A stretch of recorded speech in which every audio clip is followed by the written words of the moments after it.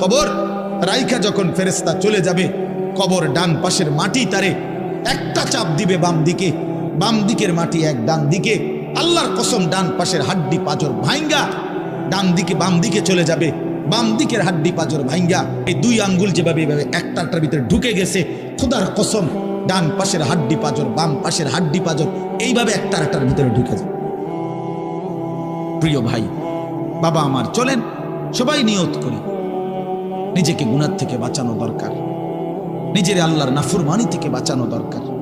আল্লাহ তাআলা বলেন, আমি আল্লাহকে না দেখে, আমি আল্লাহকে ভয় করে, আখিরাতকে ভয় করে, জাহান্নামকে ভয় করে, কবরকে ভয় করে, কোন ব্যক্তি আল্লাহকে ভয় করে, খোদার কসম এই কথার অর্থ হলো গুনাহ ছেড়ে দেয়।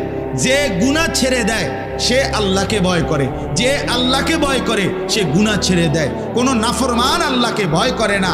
আল্লাহ